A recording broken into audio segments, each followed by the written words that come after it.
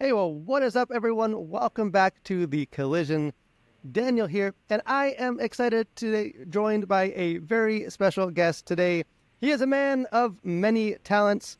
He is a Hollywood actor, an author, a podcaster, and a filmmaker behind the recent faith-based Western romance Bright Sky, which is now streaming on Amazon Prime, Apple TV, Google Play, and that is Mr. Nathan Clarkson. Hey, man, thanks so much for taking the time to stop by and just chat about your new film. Well, I love being here and I love the collision. So thank you for having me. This is going to be fun. Yeah, and we've interacted a bit over the last couple of years. Our paths have crossed. So I know, I've got to know your heart behind this kind of content, just your heart as a Christian. So you are someone that, especially with your new film coming out, I wanted to get on here and just pick your brain a bit about, the movie in particular, but also just, hey, a faith-based film, kind of where the industry is. As just a Christian creative, how do we kind of step into that space? And I'll say, too, I have had the chance to watch the movie Bright Sky. I rented it over the weekend, watched it, and really enjoyed it. So congrats. I know this has been a massive undertaking for you, but you guys pulled off, I think, something really special. It means so much that you had a chance to watch it. It's always interesting as a filmmaker when you put blood, sweat, and tears for years into something and build something from the ground up. And it's always your hope and desire that it will connect with people. And as an artist, sometimes you can release a movie sitting on your couch. So it's always nice to actually hear, hey, I watched your movie and I enjoyed it. So thank you so much for watching. That's meaningful. Yeah, and you mentioned like this has been, you didn't just go in your backyard and make this movie yesterday. This has been a long process for you. I believe you came up with, if you were working on this script like years ago. And maybe just to start, like, kind of what was sort of the inspiration behind like this particular story? Yeah. Oh, that's a great question, and it's almost like the curse of knowledge. There's too many things attacking my brain that want to get out when you ask that question. But I'll start with the very first thing. I'll go back to childhood. I love great stories about redemption, and I always have, and I think they are meaningful and long lasting, and they're ones that have a true affect on the human heart.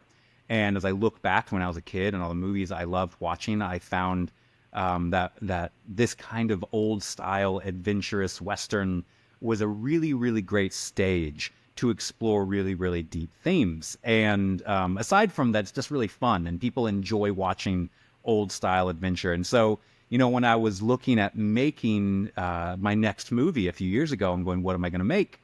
And I knew that there's a few things I wanted to do. One is I wanted it to be fun. I know that sounds shallow, but I wanted to be something that people enjoyed watching. And I wanted to be something that I enjoyed being in and putting together.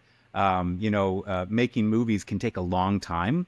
And so I wanted to be one that, as I made it, I was really excited about it. And it was going to be something that people could really enjoy interacting with and engaging with. And then two, I wanted to make something meaningful. I wanted to combine those two things. I want to do something that told a story that would be able to connect to people in a way that it might, in some small way, plant a seed, change a life.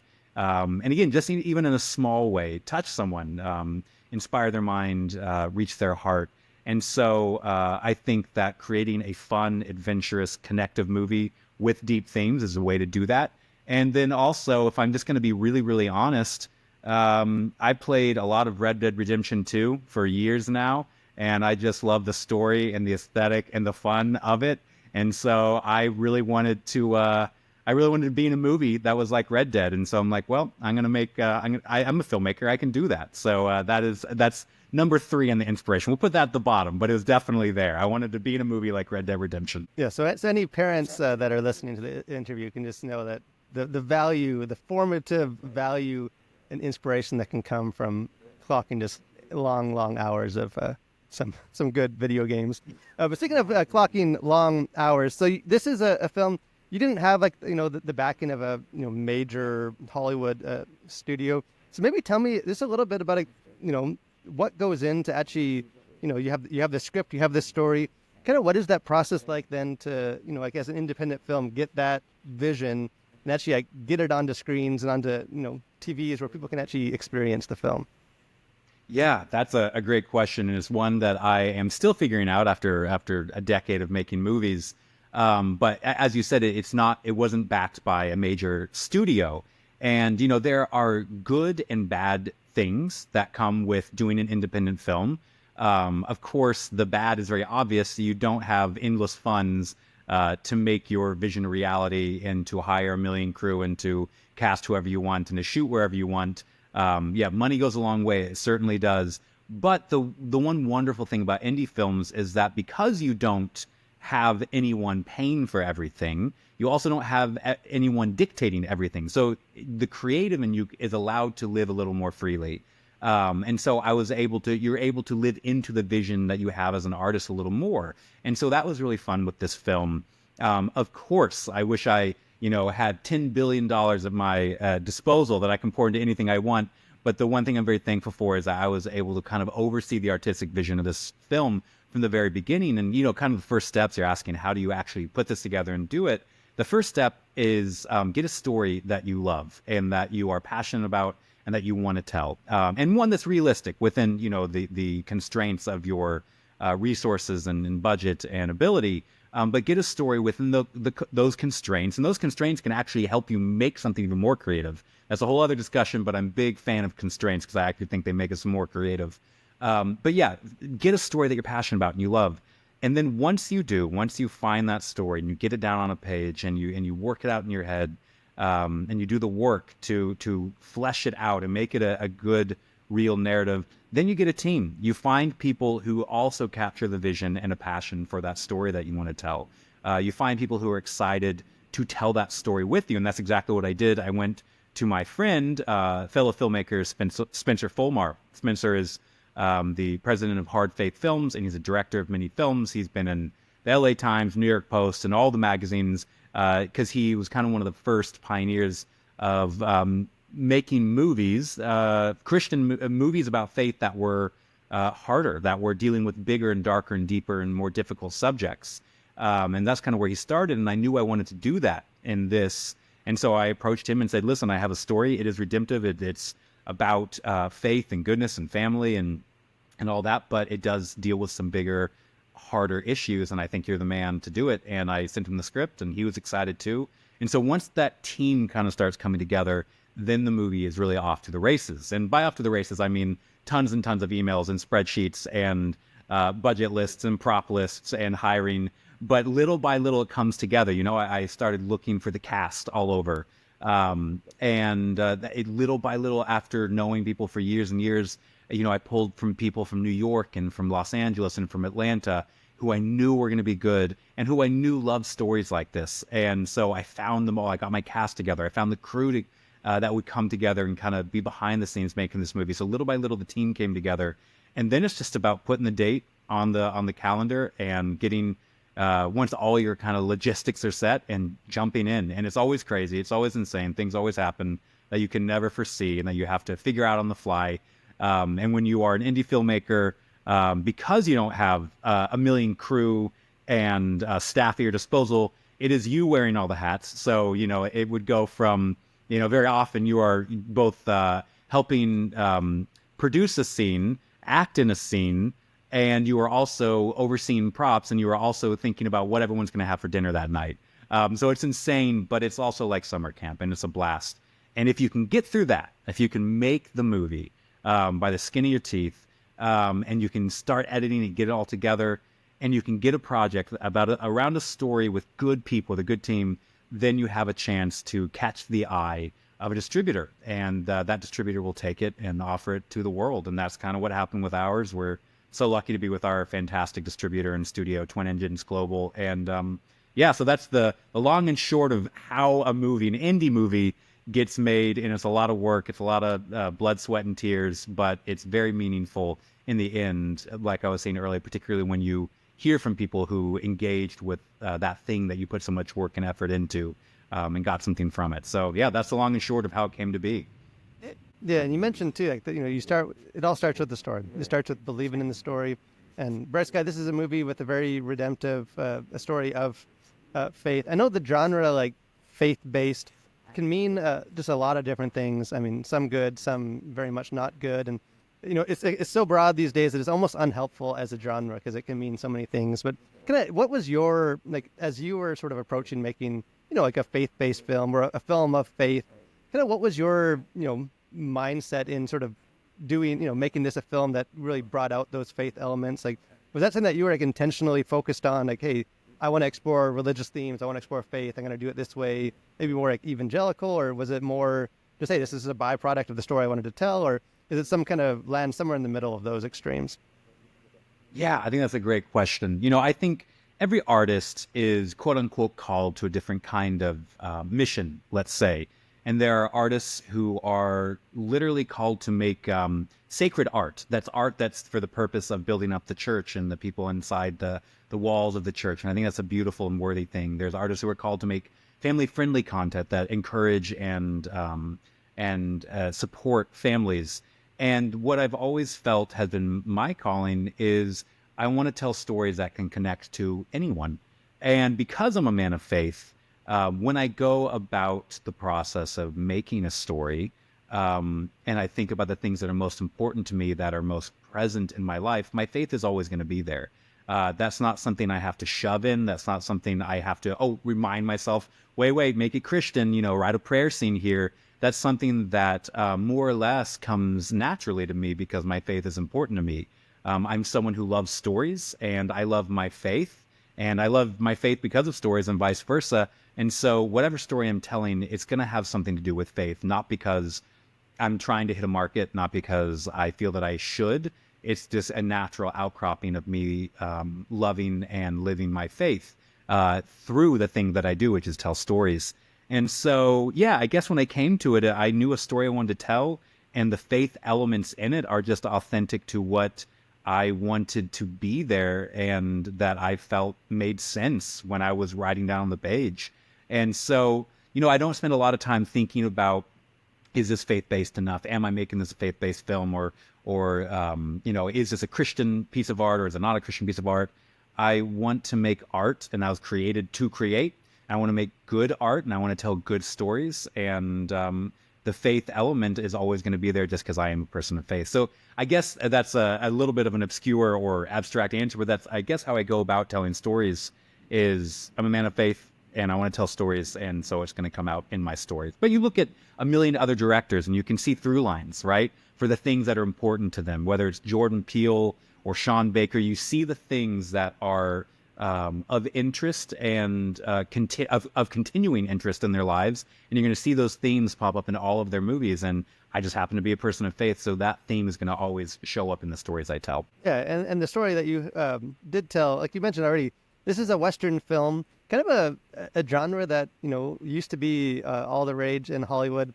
Kind of went through a long period of just kind of falling out of fashion. But I'm not saying that you're solely responsible for this, but it does seem like the Western genre, it's on the uptick. It's kind of been making a unexpected resurgence kind of in Hollywood. I'm curious, as someone that's you watch a lot of faith-based film or just Christian films, religious films. You've made films of faith. Kind of as you look at just sort of that sub-industry in Hollywood, are there any kind of like genres or like types of stories that you would like to see, kind of beyond just the, historical biopics of a famous Christian saint? Like, are there any other sort of genres or types of stories that you think like there's a void for to like kind of fill, either like yourself or just like other Christian creatives? Yeah, I think that's a great question, because it's one I ask myself a lot. And I look at the Western genre. Why is that making a resurgence, and why is it all of a sudden interesting again to this kind of new generation who's engaging with movies? And I think there is a reason. I think there's kind of a reason behind everything. And in my best guess would be, we live in an age of modernity where we're always on phones, we're always on screens.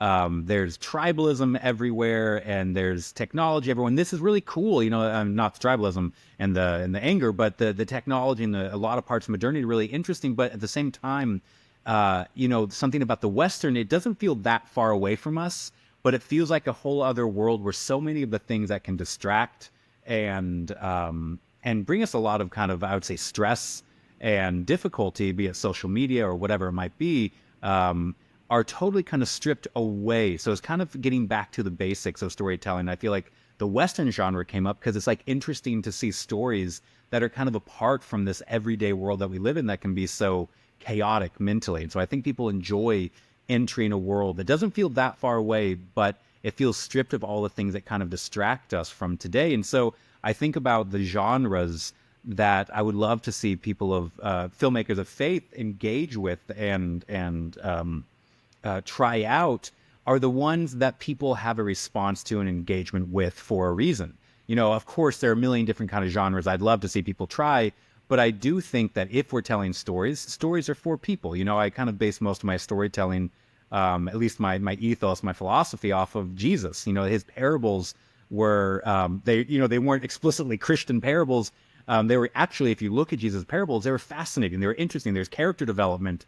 There's all his lost moments. There's, but they were interesting stories that really drew people who were watching them in, but there was something underneath that they could leave with. And so I'd encourage filmmakers of faith to do that and see what kind of stories are people engaging with. And I think we have to be brave enough to look at essentially most of culture and go, okay, what are the stories that they're engaging with? And one of the genres that I think is really fascinating that continues year after year to make so much money because so many people are watching it and engaging with it. And it's a genre that's been almost completely ignored by the Christian crowd, and at least in large part is, I know this can sound crazy, but I think horror, I think suspense, I think that's a really fascinating genre to explore, and it leaves, and the genre and the mechanism of the genre leaves so much space for reflection and questions about spirituality and questions about who we are as humans and questions about good and evil and light and darkness. And I think it's a really utilized genre in the faith world, in the faith-based community. And I would love to see more filmmakers of faith. And maybe I will make a horror / suspense one of these days. But I think it's a really interesting genre that gives a lot of creative leeway to ask big questions, but also it's one that really connects with a lot of people. So I would love to see horror and suspense, more filmmakers of faith kind of dive into that genre. Yeah, it's interesting because I know a lot of like the famous horror directors have like come out of at least like childhood backgrounds of faith. And yet you're right, like there is sort of this still existing opposition, like as far as the market goes, of Christians not necessarily, unless you're making it, just not really openness to it. And again, I love thriller. I'd love to see a faith-based monster movie. We've kind of I've picked your brain a bit about just like as a filmmaker, but you also you star as an actor. You do double duty in this role, and you portray a character who finds redemption in his life, both like in like an earthly kind of physical, tangible sense, and also in like a spiritual sense.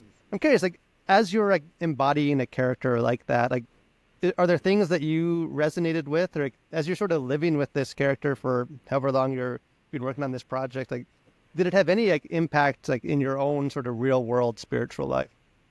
Yeah, I would say it's actually something that kind of came out of my real world spiritual life.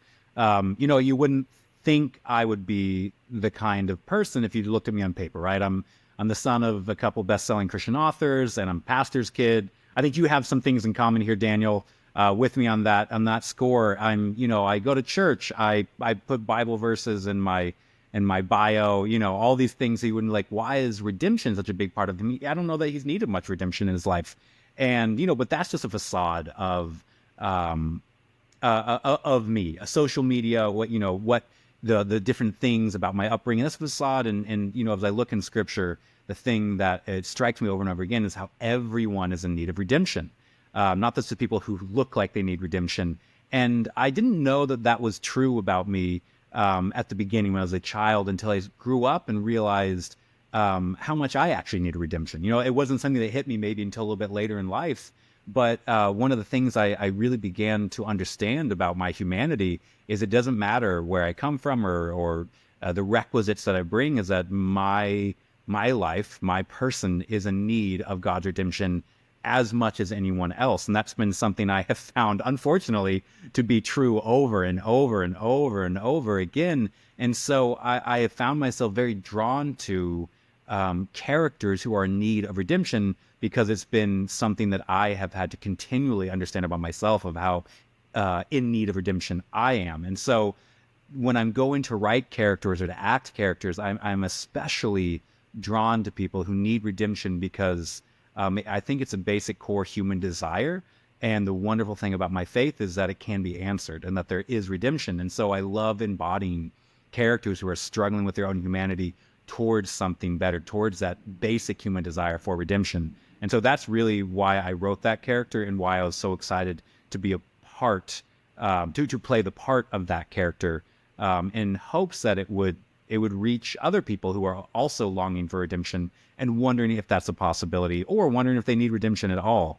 And then, a lot of the characters actually in the movie are that. I cast my wife as a woman who needs redemption, and who's looking for redemption. That's kind of where the love grows between them in the movie, is that there's two people longing for and looking for and striving after redemption. And so, yeah, I love the theme of redemption, and it's going to be, again, another thing that I would hazard a guess will be present in most of my work, both in the past and from here on out. Just because I think it's such a deeply human thing that resonates with almost any viewer. Yeah, well, that's fantastic. You mentioned that you cast your wife. I noticed some romantic chemistry in this movie between the two leads. You got to play opposite. I don't know if you've done that before, but I'm sure that was a special moment. So I should ask you, there is a scene in this movie where the character that your wife plays does in fact pull a firearm, a gun, and point it and threaten to shoot you. How cathartic was it for her to film that scene on that day? I think she was, it's hard for actors sometimes to get into character, but I don't think she needed much work at all that day to get into character. I just think that was a cathartic scene. And, ironically enough, I think it's the best scene in the movie. So she nailed it. And I think that she didn't have to do much work to get to that actor place. I think that was too much fun. It was too much fun for her. I could tell she was pulling from somewhere deep within her, I think, to really embody that role. Maybe last question. I know maybe it's a bit too soon for most people to be thinking about next projects. You just had a film come out. But I know just from my interactions with you that you always got a ton of things in the works, a ton of plates up in the air. Do you have any other kind of filmmaking projects or stories that you're now kind of shifting gears to and kind of looking into the future? Yeah, I do actually. Robert Downey Jr. once said that he doesn't idle well, and I learned that about myself very early on. So I always liked it. Once the movie came out, I'm like, all right, what am I doing now? But people don't understand there's a lot of overlap between movies. So I've been waiting about a year for Bright Sky to come out, and in that time, I've had time to think and reflect and kind of look for inspiration and creativity. In that time, I wrote a script, and it's going to be going into production in June. I can't say too much, but I will say the title is called Act of Contrition, and it features a movie star and a priest. And that's basically all I can say right now, but it's a drama, and it's a movie that's very much in the inspiration of movies exploring big questions and of doubt and faith, that I think even unreligious and religious alike will really connect to. So I'm really, really excited. It's going to be filmed right here in New York City. We just got done casting with an amazing cast and amazing crew that I'm really looking forward to work with. So it's called Act of Contrition. So keep your eyes out in the next little while, and I'll be announcing more for sure. Yeah, well, I can't wait to start seeing some info trickle out. Always excited to see what you have next. But until then, people can check out Bright Sky. I think it's available. You can rent it on all the major kind of digital rental platforms. It's a good movie, good people involved in the movie. So encourage all you guys, go watch it this week and just support independent Christian filmmakers. But Nathan, thank you so much. I know you're a busy guy, but it's always a pleasure just to have you come over to the Collision and just share a bit of your heart. Just not just about the art that you're making, but just your vision, your heart for just Christian creatives in general. So thank you so much. Always a pleasure. Well, thank you for having me. This is fun.